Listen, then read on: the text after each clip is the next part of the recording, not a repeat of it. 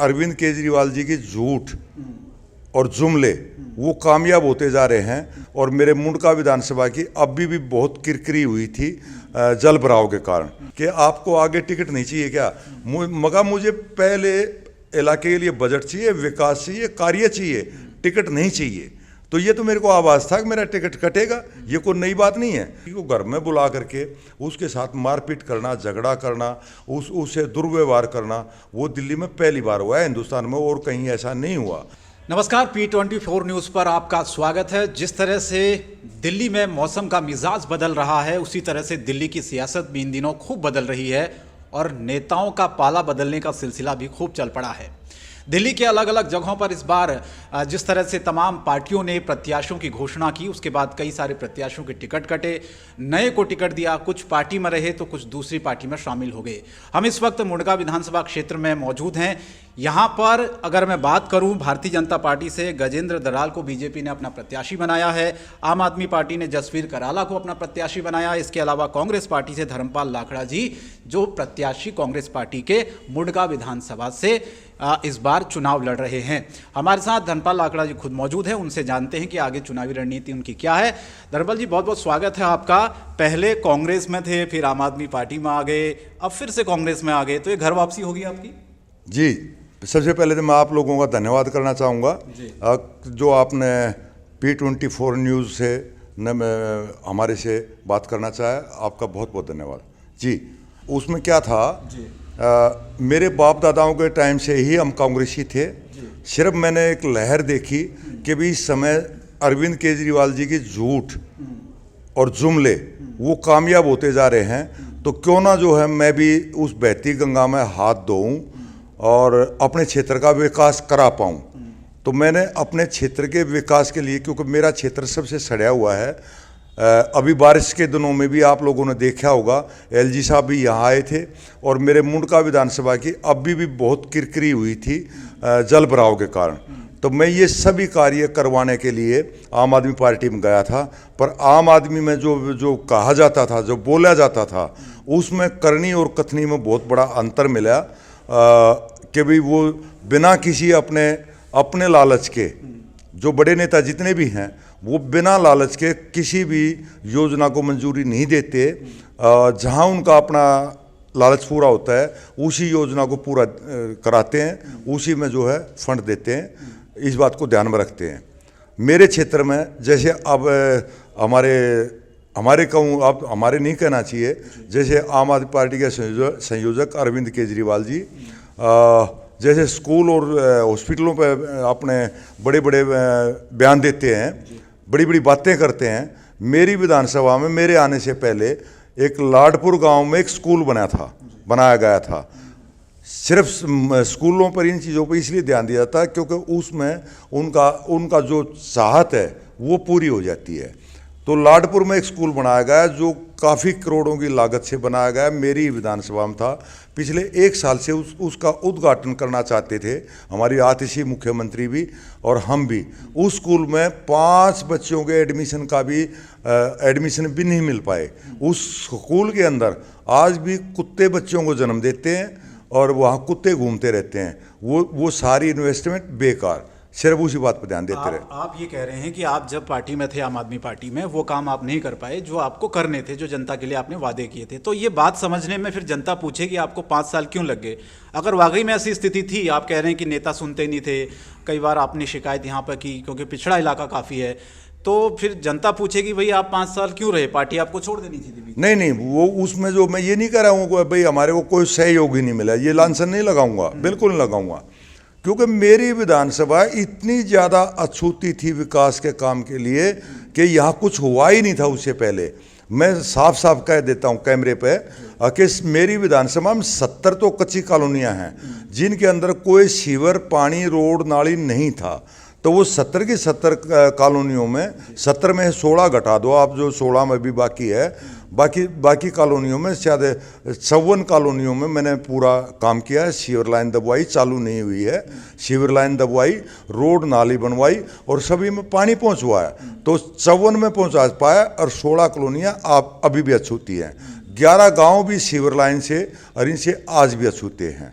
और जो सबसे ज़्यादा जो मेरी कमी रही है या मेरी आम आदमी पार्टी सरकार की कमी रही है वो मेन रोडों की है, चाहे वो मेन गेवरा मोड़ से और कंजावला चौक तक हो, चाहे वो मेन रोड नांगलोई से लेकर टिकरी बॉर्डर का हो, चाहे वो मेन रोड जो है मुंडका से कराला रोड हो।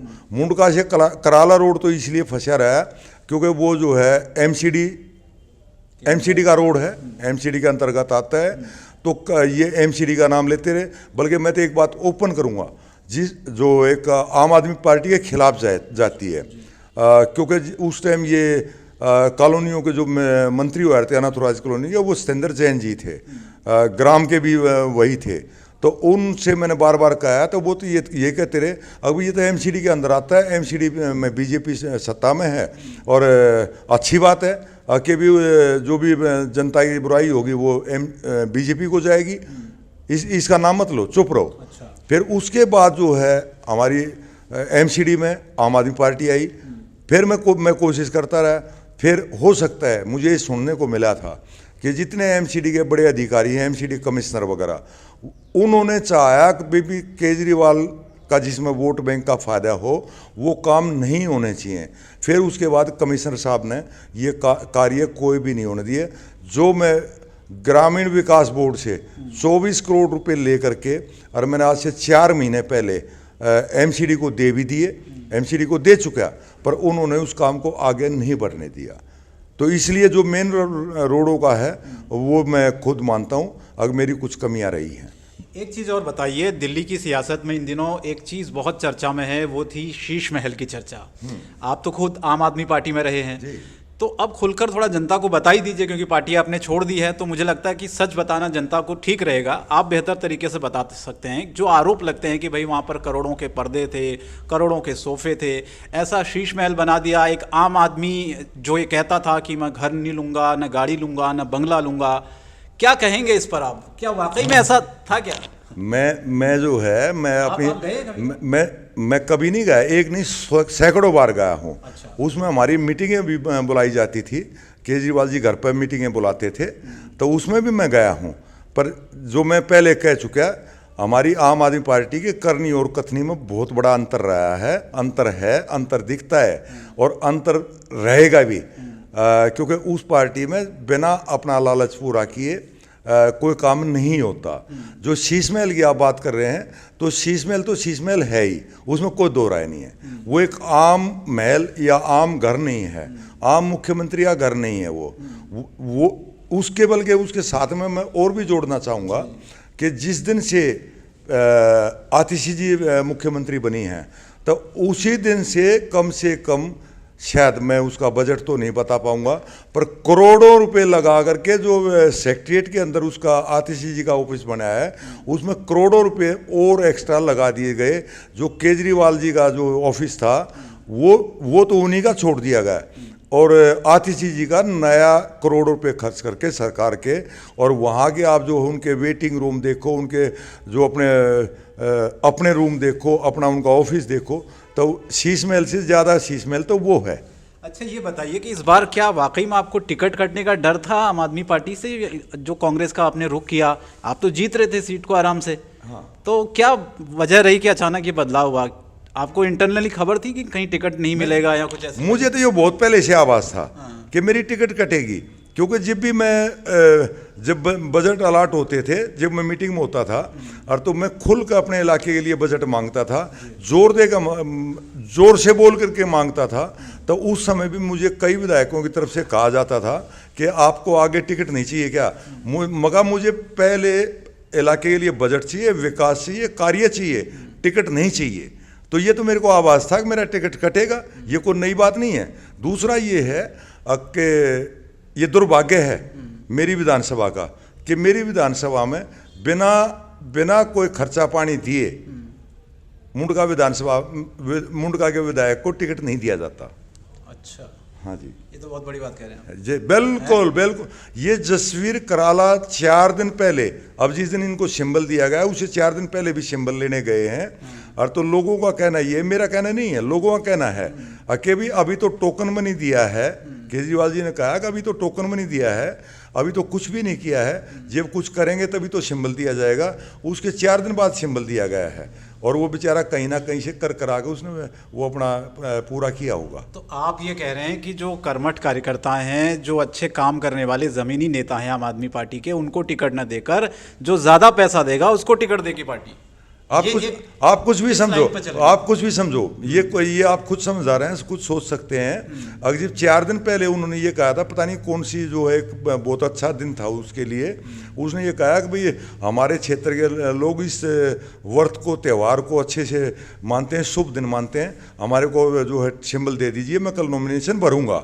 उनको सिंबल नहीं दिया गया और फिर लोगों ने बताया कि उसको ये बता दिया गया कि भाई अभी तो आपने जो अपना काम करना था वो पूरा नहीं किया, तभी आपको टिकट मिल पाएगा। उसके 4-5 दिन बाद उसको सिंबल दिया गया। तो उससे पूरे इलाके में लोगों ने यही मान लिया कि भाई अब ये अपना काम पूरा करके आए हैं, तब जाकर इनको सिंबल दिया गया है। आपको लग नहीं रहा कि आपने रिस्क ले लिया कांग्रेस से लड़ने का? क्योंकि कांग्रेस का जनाधार आप देख रहे हैं कि 2015 के चुनाव में और 2020 की स्थिति कांग्रेस की दिल्ली में आप अच्छे से जानते हैं। शीला दीक्षित जब मुख्यमंत्री थी तब कांग्रेस का एक जनाधार हुआ करता था दिल्ली में। आप जानते हैं कि धीरे धीरे किस तरह से घट रहा है, उसके बाद भी आप कांग्रेस से लड़ रहे हैं, तो क्या उम्मीद लगा के? नहीं, ये कारण नहीं है। कांग्रेस के जो अपने जो कार्यकर्ता थे, जो क्षेत्रीय कार्यकर्ता थे, जो टिकटों के जो टिकटार्थी थे, वो एक दूसरे की टांग खींचते थे, उस लड़ाई के कारण हुआ है और सारा वोटर कांग्रेस का आम आदमी तरफ छिटकता चला गया। अब वो ऐसा नहीं है।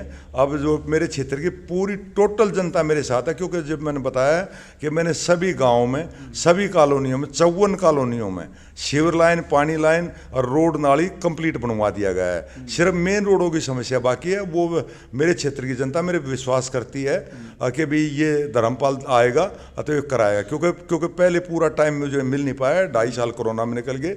2.5 साल आम आदमी पार्टी के बड़े नेताओं के, मंत्रियों के कभी जेल में एंट्री और कभी जेल से निकासी, वो उसके स्वागत में और उसके विरोध में और उसके प्रदर्शन में हम उसमें चलते रहे। कभी हमारे को केजरीवाल जी उकसा देते थे कि भी एलजी मुर्दाबाद, एलजी मुर्दाबाद, एलजी शर्म करो, निडूब मरो, ये नारे चलते रहे और हमारे को जिम्मेदारी। तो केवल ये पॉलिटिक्स जनता को दिखाने के लिए थी कि वाकई में इस तरह से सरकार और एलजी के बीच में टकराव? नहीं, ये हमारे आम आदमी पार्टी के संयोजक अरविंद केजरीवाल जी की पॉलिटिक्स थी कि अपने इन बातों से सभी को दबाया जाए, कांग्रेस को भी दबाया जाए और एलजी साहब को भी दबाया जाए, पुलिस को भी दबाया जाए। और अरविंद केजरीवाल जी ने तो एक इतना मुख्य काम कर दिया जो पूरे हिंदुस्तान में पहले कभी कोई नहीं कर पाया। चीफ सेक्रेटरी, दिल्ली के चीफ सेक्रेटरी, जो सेक्रेटरी लेवल के आईएएस अधिकारियों के सबके सबसे बड़े अधिकारी हैं, होते हैं चीफ सेक्रेटरी। चीफ सेक्रेटरी को घर में बुला करके उसके साथ मारपीट करना, झगड़ा करना, उससे दुर्व्यवहार करना, वो दिल्ली में पहली बार हुआ है हिंदुस्तान में, और कहीं ऐसा नहीं हुआ।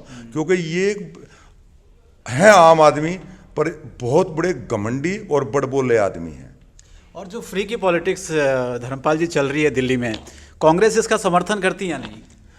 ऐसा है, कांग्रेस इसका समर्थन नहीं करती, परंतु जो गरीब लोग हैं दिल्ली में, 1/3 तबका ऐसा है जो गरीब है और वो फ्री का सामान चाहते हैं, फ्री का फ़ायदा चाहते हैं।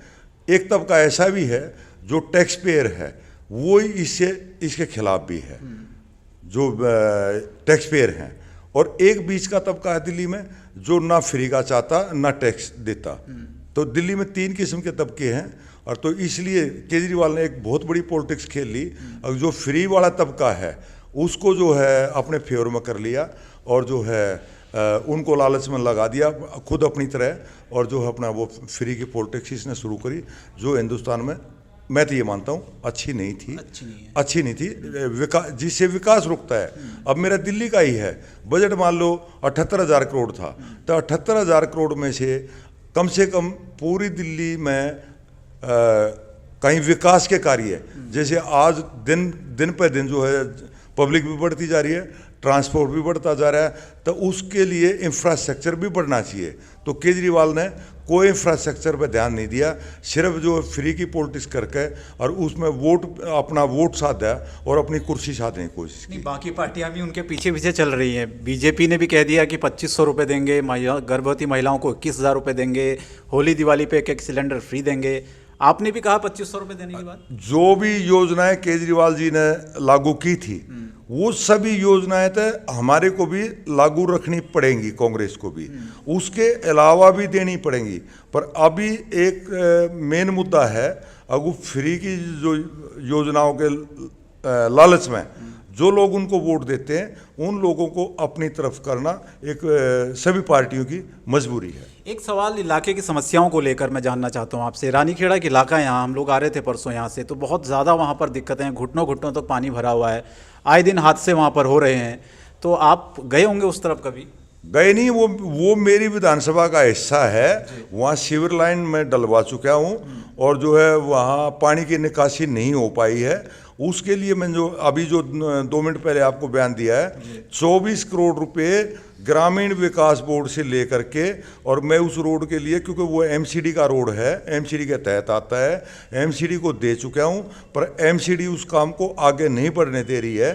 तो मैं अब दोबारा आऊँगा और तो रिक्वेस्ट करके कमिश्नर साहब से मिल करके, और उस रोड को बनवाना बाकी है। मैंने जो 3 रोड गिनवाए हैं, नांगलोई से टिगरी बॉर्डर, घेवरा मोड़ से कंजावला और मुंडका से कराला, तो उसी में ये रोड आता है जो आपने सवाल किया है। तो ये मेरी बहुत बड़ी प्रायोरिटी में है और यहाँ मेरे क्षेत्र की कम से कम 60,000 वोटर इस रोड पर रहते हैं। एक आखिरी सवाल, क्या उम्मीद लगाकर बैठे हैं? मुकाबला किससे मान रहे हैं? बीजेपी से मुकाबला है या फिर आम आदमी पार्टी से मुकाबला है? क्योंकि निर्दलीय भी इस बार खड़े हुए हैं, आपको लगता नहीं कहीं ना कहीं वोट छिटकेगा? बहुत मुश्किल है, एक तरफा मुकाबला नहीं है। मेरे लिए कोई मुश्किल नहीं है। मेरी जो अपनी इमेज है वो एक ईमानदार आदमी की इमेज है, भरे पेट वाले आदमी की इमेज है कि भी इसको कुछ खाने की, लालच करने की, घोटाला करने की ज़रूरत नहीं है। ये छिका हुआ, बचपन से छिका हुआ आदमी है, ये भूखा नहीं है। अभी ये कोई कहीं जो है घोटाले करेगा या कुछ खाएगा या अपना घर बनाएगा या अपना शीश महल बनाएगा, मुझे इस चीज़ की, मेरे पास ये सभी बचपन से ही मेरे सब चीज़ मेरे पास हैं। जीत के लिए आश्वस्त है पूरे? जीत के लिए पूरी तरह श्योर हूँ मैं, 100% श्योर हूँ। मेरा किसी से मुकाबला ही नहीं है। मेरे को सभी जातियों का, सभी धर्मों का और सभी वर्गों का और सभी तरह के जे कॉलोनियों का, कच्ची कॉलोनियों का, गांव का, सभी का भरपूर समर्थन है। मेरा किसी से मुकाबला नहीं। मैं बहुत भारी वोटों से, पिछली बार 20,000 वोट से जीता था, इस बार मेरा टारगेट 40,000 का वो टारगेट है। चलिए, बहुत बहुत धन्यवाद। ये थे हमारे साथ धर्मपाल आखड़ा जी, मुंडका विधानसभा क्षेत्र से कांग्रेस के प्रत्याशी। उनका कहना कि पिछली बार से ज़्यादा रिकॉर्ड मतों से वो चुनाव जीतेंगे। हालांकि इस बार उन्होंने पार्टी बदल ली है, कांग्रेस ने उनको प्रत्याशी बनाया है। अब देखना होगा कि यहाँ की जनता किस पार्टी के कैंडिडेट को विधानसभा में पहुँचाती है। फिलहाल हमें दीजिए इजाज़त, नमस्कार।